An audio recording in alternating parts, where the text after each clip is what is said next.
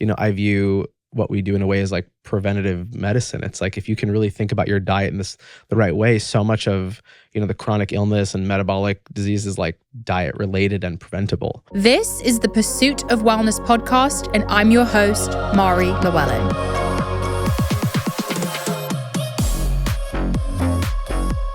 What is up, guys? Welcome back to the Pursuit of Wellness podcast. I'm so excited for you to listen to today's episode. We are talking to Nicholas Jammet, the founder of Sweetgreen. We all know and love Sweetgreen for their salads. We've all had it. It's a very well-known brand. And it was really interesting to hear from Nicholas today all about the story of Sweetgreen, how it came to be and how it has evolved over time.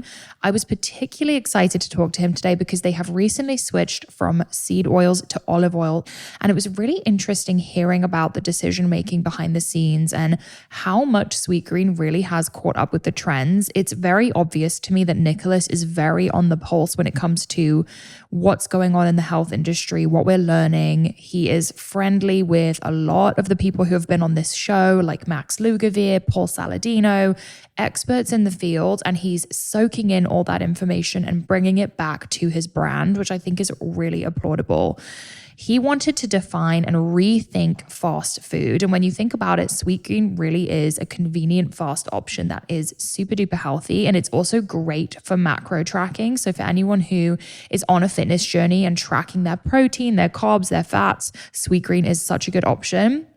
We talk about how the conversation in food has dramatically changed over the years and the consumer behavior within the store.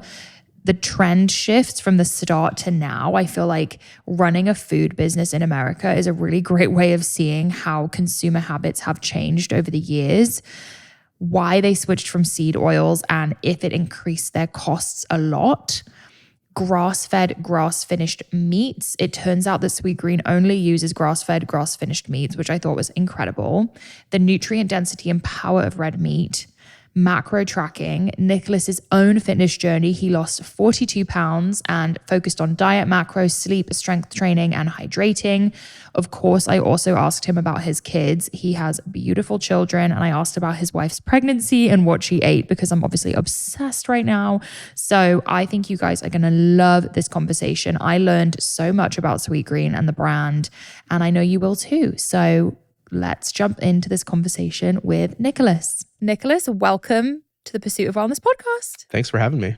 We are so excited to have you. Everyone in the office and my husband and myself are huge fans of Sweetgreen. For anyone listening who doesn't know, Nicholas is the co-founder and chief concept officer at Sweetgreen. I'd love to start by hearing the story of Sweetgreen. Like, how did it come to be? Give us the background. Sweetgreen was born 16 years ago now, and it was born with my two friends, Jonathan and Nathaniel, and we were seniors at Georgetown. So we all went to school there, and I'm from New York, they're from LA, and we were all used to having, more options in our life that fit our dietary needs and just made us feel good. And for some reason in Georgetown at school, the food options were not good. And so we quickly wrote a business plan. Our parents are all entrepreneurs. And so for us, if we had this problem, we said, let's fix it. Let's create a solution. And we wrote a business plan and raised $350,000 our senior year and opened our first Sweetgreen location right off campus about a month after graduation. And it was in this tiny 500 square foot hut that was a former burger tavern. And we opened our doors and the response was pretty incredible. And the more we started to really dig into this idea of, okay, we want to create a healthy, delicious fast food alternative and really almost redefine fast food, we realized it wasn't just an opportunity at Georgetown or in DC. It was a much bigger opportunity to rethink kind of the whole industry and seeing where fast food had evolved to and where it was shifting to. We wanted to really redefine and rethink fast food, the experience, the product, the conversation around fast food, and ultimately the connection a customer has with their food and their health. And so it started as just solving a problem for ourselves. And we quickly realized this was a much bigger opportunity to create a real business, but also to create a lot of change in the food industry. I feel like that is really how the best businesses start. It's like a personal solution that you really want, and then it ultimately becomes something that other people can appreciate too, which obviously Sweetgreen has really taken over in my eyes. How did you guys land on the name Sweetgreen? Funny story. So at first the name was a little simpler. it was just greens. And then when we learned about things like trademarks and IP, we realized we needed to make it a bit more distinct. And Sweetgreen at first was actually, healthy bowls and salads and soft serve. And so lots I of don't late think I even nights, knew lots that. of brainstorming and, sweet, green, soft serve salad. The name was born and we loved it as one strong mark by itself. And yeah, It stuck around. that's right. I don't think I ever experienced the frozen yogurt era of Sweetgreen. It was delicious. We had it for about the first, 8 years of our business, 8 to 9 years. And it was this organic, healthy tart froyo that had all these great toppings. And so I miss it dearly. Yeah, RIP. Yeah. But now you have all these amazing new features on the Sweetgreen menu, which we'll talk about. How difficult has it been? And having my own company, I understand when you want to source the best ingredients and do it in a healthy way, to scale that kind of business can be really challenging. How has that been to take that on? It's been a really fun 16 years and a really exciting journey. And even though 16 years sounds like a lot for us, we are still very much in the early stages of what we want to build. I think the intention and purpose of Sweetgreen was really to redefine the industry and change how people think about food, change their access to it, and ultimately change the conversation with food in their life. And so we have 230 restaurants today. It is still pretty small comparatively to, other fast food chains and what this can be. And ultimately, if you see where consumer behavior is shifting, it's really exciting. Yeah. And honestly, the conversation in food the past 16 years has dramatically changed. And customers connecting food to health and how they feel has changed so much. So for us, starting Sweetgreen, the purpose was really simple, was to create, this healthy, delicious fast food where, you didn't have to sacrifice a few things. So when we built the first menu and business plan around Sweetgreen, we realized that all the foods people craved the most, that were the most accessible, that were the coolest brands, were all the least healthy. And so for us, that was the tension. And the premise was, could you build all those things? Could you build an experience, a menu, an offering, a supply chain for food that was all those things, was really delicious and craveable and people desired it, was accessible, you could find it, was convenient, and was wrapped in this cool brand, but also was good for you and made you feel physically good. And I think the conversation the last 15 years around even just, the state of, our metabolic health in this country and how people are really starting to think about just their health span and how they feel, especially connected to how they're eating and their lifestyle, is just been really exciting. Yeah. And so for us, as we've scaled Sweetgreen, the intention and focus has been so dramatically on how do we scale this food ethos and how do we scale what is really important to us, what's important to our consumers, their health, and ultimately what will change the industry. And so our menu has evolved like crazy. I mean, I think today there's only one, there's many ingredients, but there is one bowl that is from our existing menu. And so we're big believers in constant evolution. And, we started in a college town in DC. Now we are 230 locations feeding folks and consumers all around the country, in 20 states almost.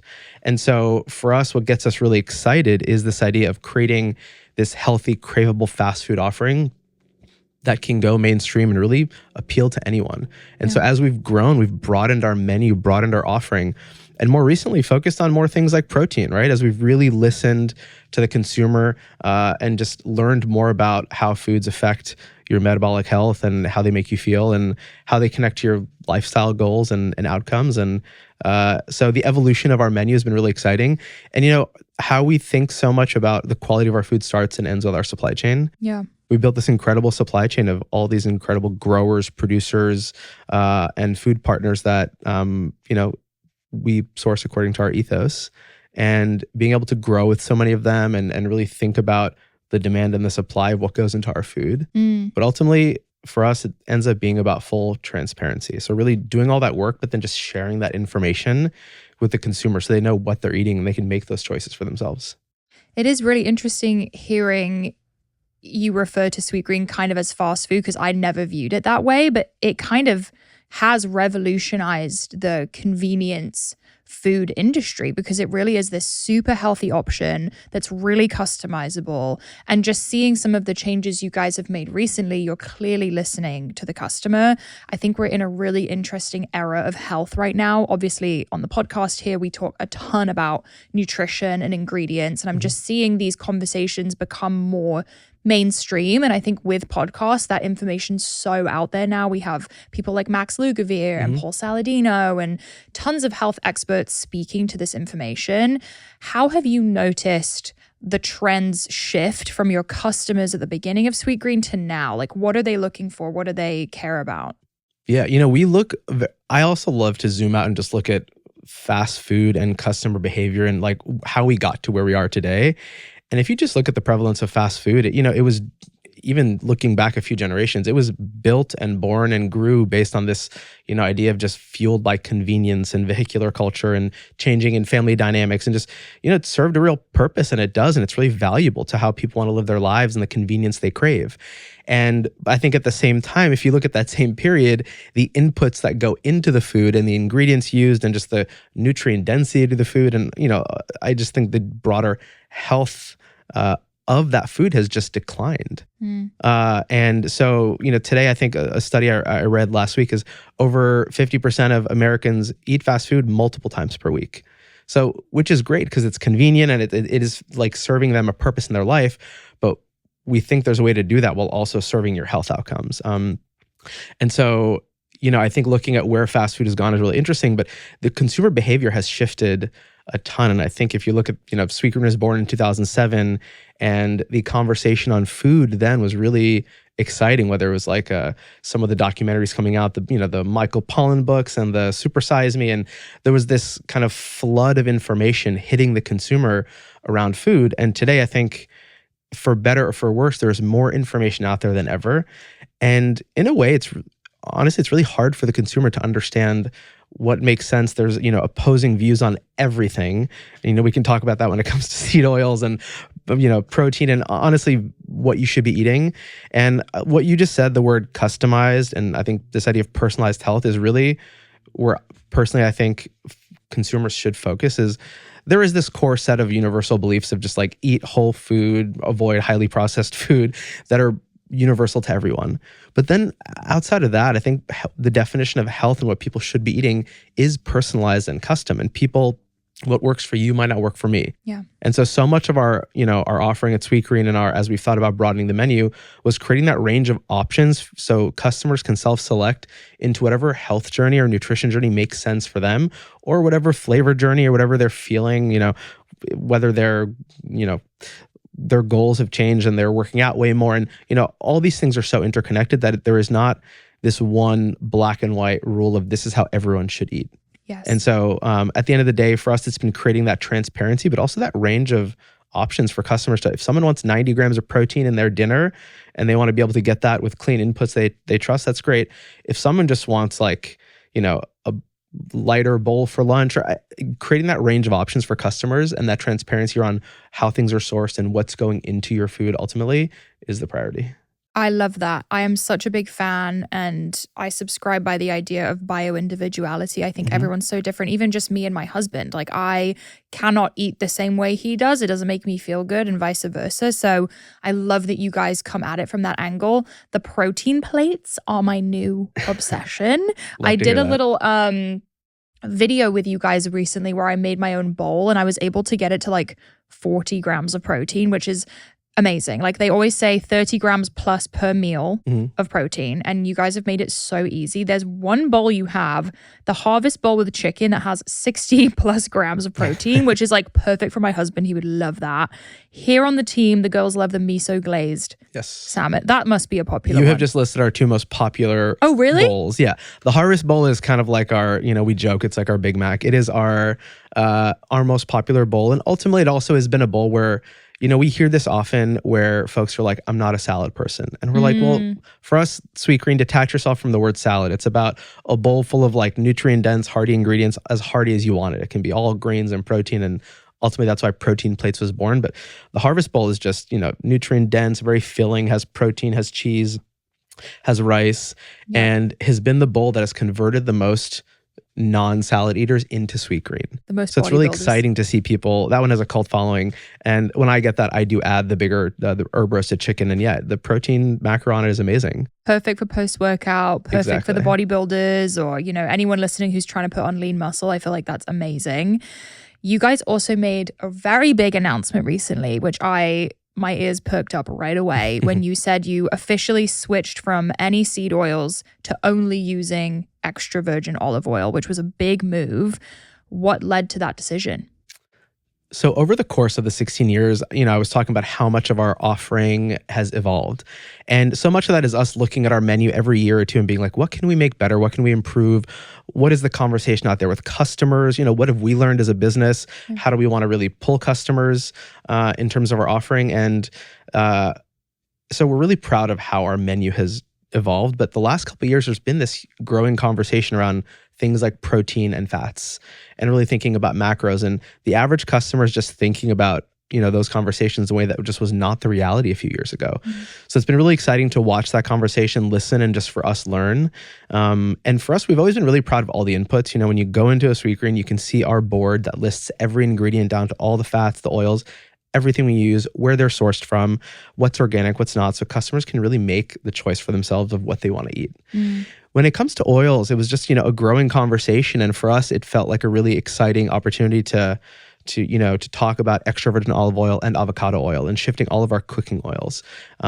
We were using and we still use this in some dressings, high oleic sunflower oil, which we're very proud of. And I think if you look at the fatty acid profiles, they're so similar. I think there is this broader, demonization of just like black and white seed oil or not. There's so much that it depends so much on how you're using it, what you're using it, how much, just like anything, there's nuance in everything. Yeah. And so we really tried to be students of this and just learn as best we can what's important to the customer, but also what we believe is really important from a nutrient density point of view and just our recipes and ultimately the flavor of our food. And so as much as we were excited about extra virgin olive oil and avocado oil for all the benefits nutritionally, we also just love the taste of them. And so for us, this is just really thinking about the flavor of our food and shifting all of our cooking oils to those two. And, the response has been pretty incredible for that community that really cares. There was a lot of celebration. And I think it also just sparked some interest in a lot of other customers that weren't thinking about that. Yeah. And they're like, Sweetgreen is talking about this. Should I care about this?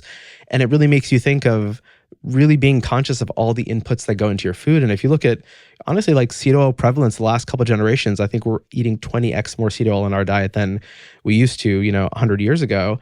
And honestly, that is because of just the cost, shelf life, friability, being able to use it in frying capability.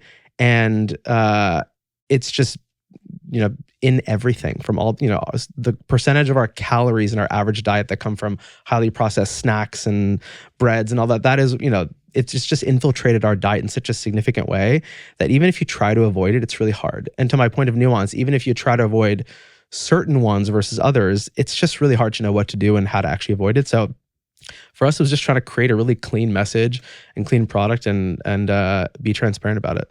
Yeah, I think it was a moment where people like me were so excited about the ingredient, but also it showed how connected you guys are with the conversation, with the customer, like a really cool, as a business owner, I really applaud you guys because I know how difficult a shift like that can be from an expense perspective. Yes. If you don't mind me asking, did it increase like costs a lot? For us, as we evolve our menu, we look at where we want to take it from an assortment and flavor and also like cost. And for us, there's places we want to invest in our menu and places where we can offset that. It was an investment. We have an incredible supply chain and ops team that was really able to be smart about how we offset that, how we make up that cost. But ultimately, it was an investment. Olive oil markets, if you read now, are at an all-time high. Those will come down at some point, but ultimately for us, the quality of our food and connecting with our guests is really important. Yeah. And being able to say we were the first national fast food chain that talked about this and made that change is really, really exciting and something we're very proud of. It's monumental, honestly. I think it was a really incredible step in the right direction and really inspiring. I hope the other fast food companies follow suit, but really, really cool moment. And extra virgin olive oil is one of the most ancient anti-inflammatory ingredients we can use. So I thought that was an incredible decision.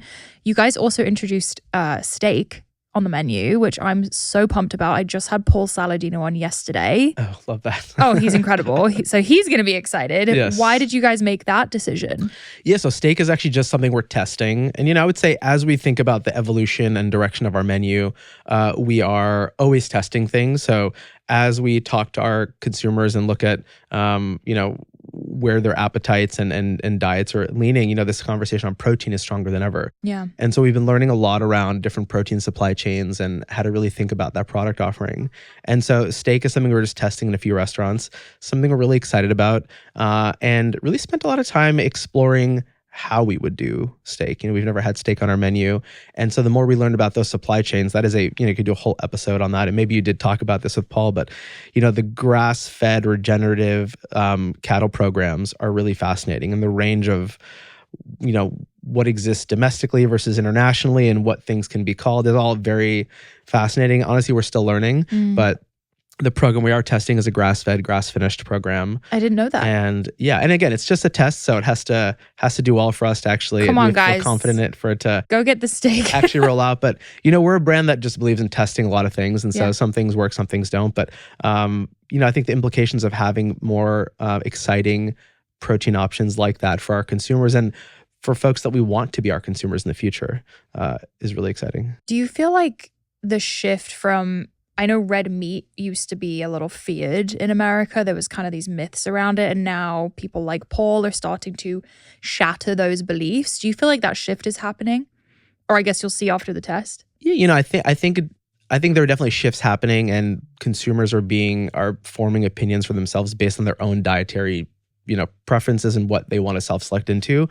In general, my belief and at Sweetgreen is just not really to go so extreme on any sort of diet or thought on food, aside from just avoiding highly processed ingredients and focusing on really clean whole foods and regenerative foods. But I think there is a group of people that have realized it just makes them feel better, right? And I think the more you can learn around, connect those dots of what you eat, how it makes you feel, to your point, it's a personal decision. Yeah. And there are some, if you're a vegan and you want to continue to build into that lifestyle, then that is your choice, and it makes you feel good for a certain reason. That's amazing. And for us, it's about having that range of options at Sweetgreen. Yeah. But ultimately, I feel like there is this growing conversation around the nutrient density and power of red meat. And again, that has to work for you and work for your body.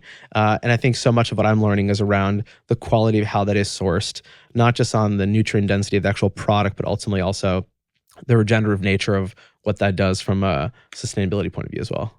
Also, I wanted to mention for anyone listening who's on a weight loss journey, because I lost a lot of weight back in 2017, if you are tracking macros, Sweetgreen's really great about listing macros, which I think is so helpful for anyone who's like really trying to tinker their diet to muscle gain or weight loss or whatever it may be. You said you have 233 locations? 230 locations, yeah. Okay. Where are they? I mean, you don't have to list every state, but I'm just curious, are they in the like major cities, or are they starting to pop up in the middle of the country? We are in most major cities in pretty much every region of the country. So lots in the north, the whole Northeast, New York, Boston, DC, New Hampshire, all over there, Florida, Atlanta, Texas, all over the Midwest, and then up and down the coast, California, Colorado. Just opened our first restaurant in Seattle. Oh, so basically every major part of the country so far. Okay. Because I've done a few road trips across America, and sometimes you hit these patches of the US where you're like, what am I going to eat? Like if you're someone who's health conscious, there's no options. So it would be really cool to see how Sweetgreen would do in those areas, I couldn't agree more. And I think when you get out of some of these larger cities, that's where it does start to get really hard from an access point of view to connect with food that maybe fits your goals. And I think whether you're in airports or on the road in smaller towns, and ultimately the goal for us at Sweetgreen is to create a brand and business model that can be open to anywhere, really to create full access to this kind of food. We believe everyone deserves access to healthy food that fits their lifestyle. And so it's been really exciting to see us open in places that, quite honestly, 10 years ago, we probably didn't imagine we would open. Yeah, I think it would be such a nice way of giving that option. I mean, even with our company at Bloom, we like try to make sure we're in Targets everywhere, Walmarts everywhere, just so we can be as accessible as possible, because you kind of do realize when you go in certain areas of the States that there are a lack of options. So that's exciting. Are you in any airports yet? We are not, but it's one of my dreams. As we looked at the traditional fast food model and building Sweetgreen in that lens, it's been exciting to see us expand in certain ways. Like we opened our first pull-through drive-through location a year ago. No way. And, my co-founders and I always dreamed as we would drive down the highway and see these pylons and see these, fast food drive-thrus and said, that is so convenient and so delicious. We can't wait till Sweetgreen can do that. Yes. And so ultimately, as we start to expand Sweetgreen and really start to lean even more into convenience and the existing behavior that customers are interacting with their food, it gets even more powerful. I feel like an airport, I would just die because I don't eat at airports ever. I bring my own food, a Sweetgreen bowl or salad on a plane. Done. Love that idea. I'm a big plain salad person. I bring my Sweetgreen salad on the plane, and the looks you get when someone looks and says, oh man, they thought about this before. Oh, yeah. Or the first question is, did you get that in the airport? And I said, not yet, sorry. Yeah. They don't even know that you're the co-founder. You're just like, yeah. Every time I bring food on the plane, I feel like everyone's staring at me, but it's like the way to go. Exactly. It's the best hack. As someone who's super busy, as a co-founder, I'm curious about your own personal health journey. Has being a part of a health brand shifted the way that you approach your life? Building Sweetgreen and being part of a brand that is around wellness and food system has definitely shifted my whole perspective on food. It's just made me more curious to learn about all the inputs, and food and diet is so important. Obviously, I view what we do in a way as like preventative medicine. It's like if you can really think about your diet in the right way, so much of the chronic illness and metabolic disease is like diet related and preventable. And that goes beyond Sweetgreen. That's just consumers connecting with their diets in a different way. For me personally, it's made me think about everything from sleep to fitness. And for so many of the years building Sweetgreen, the intensity and travel was so was real. And even for someone that had access to it, it made it really hard for me to actually live a lifestyle that I felt was pretty healthy. And a couple of years ago, I really shifted so much of my routine and behavior around not just what I'm eating and really thinking about macros in a different way. And so much of that, as you think about the evolution of Sweetgreen menu, is gone in that direction. But even just thinking about, I've gone on a huge fitness journey. I lost a lot of weight also about 4 years ago. Oh, wow. As I got married and was getting ready for my wedding, I lost about 40, 50 pounds. Wow. And so much of that was around just really doubling down on diet and macros, honestly, sleep, and then staying hydrated, and then strength training, just getting very deep into the world of strength training. And as much as it started as a catalyst for, physical health, it really has become more of like a mental health requirement for myself. I feel like when you have to perform at a high level every day, there kind of becomes this like necessity for a good routine and for good nutrition and good sleep. Otherwise, you just simply won't function. Yeah. My husband and I are very much in our travel hustle era right now, and it just becomes more and more challenging to stay on routine, and we're like scrambling to have all of our supplements ready and everything in line, and it just gets so hard. But it kind of is that thing that grounds you no matter where you are, what you're doing. It almost becomes like it's not a choice anymore. It's just a non-negotiable.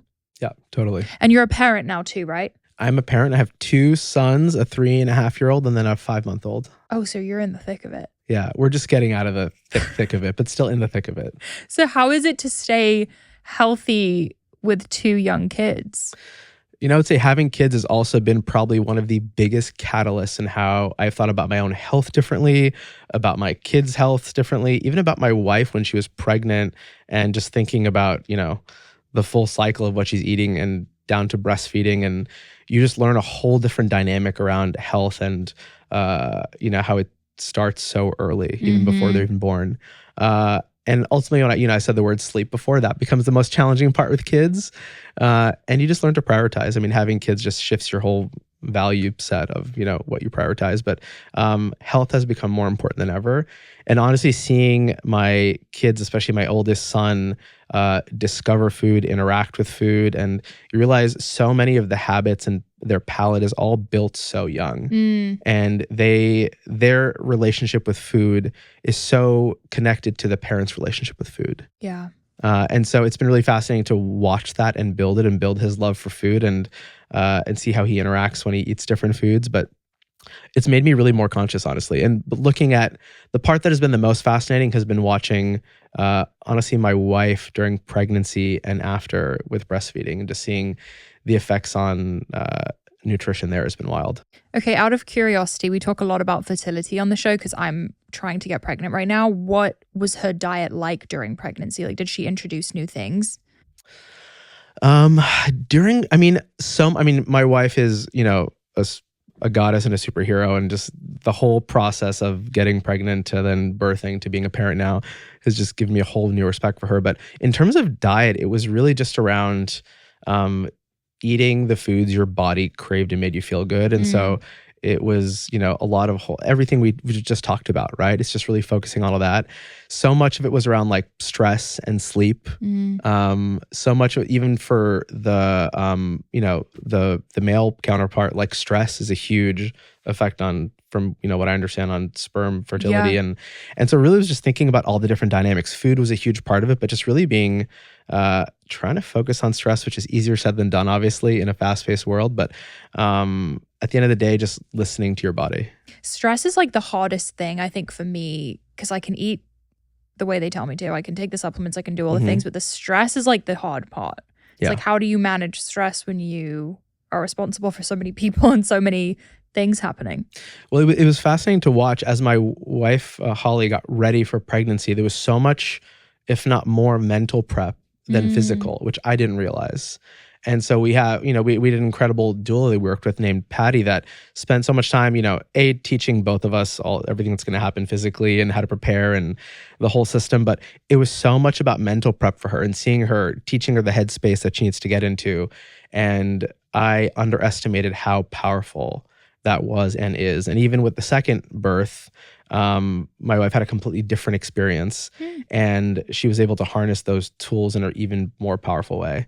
And so, happy to talk more about this at length. It's really been so eye-opening the last couple of years. Yeah, that's really special. And every time I hear someone talk about kids or pregnancy, I have a million questions because I'm just so ready for that phase of my life. But it really is so much about mindset, especially when trying to get pregnant. If you obsess over it, that's when it doesn't end up happening. So that's something I'm learning.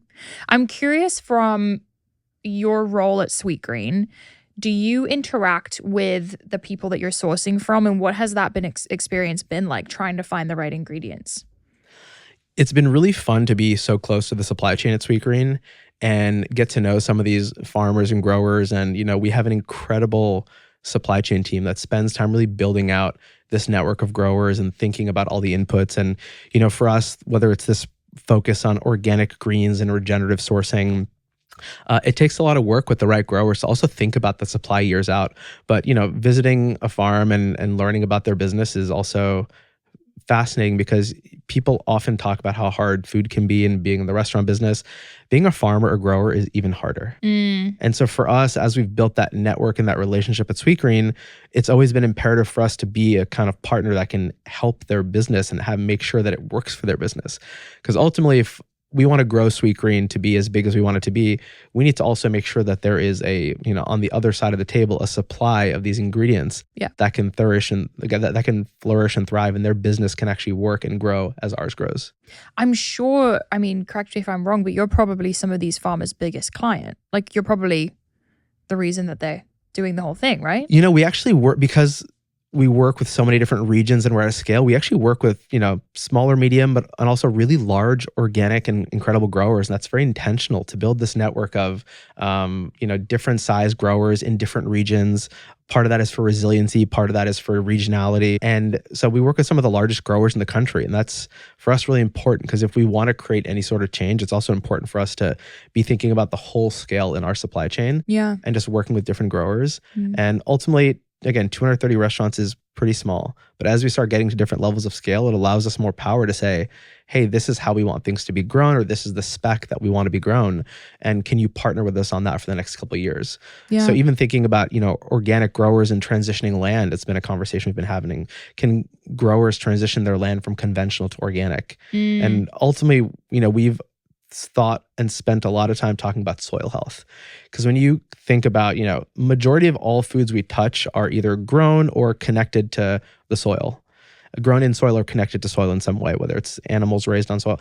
And so soil health is the beginnings of all things nutrient density, even down to gut health and flavor.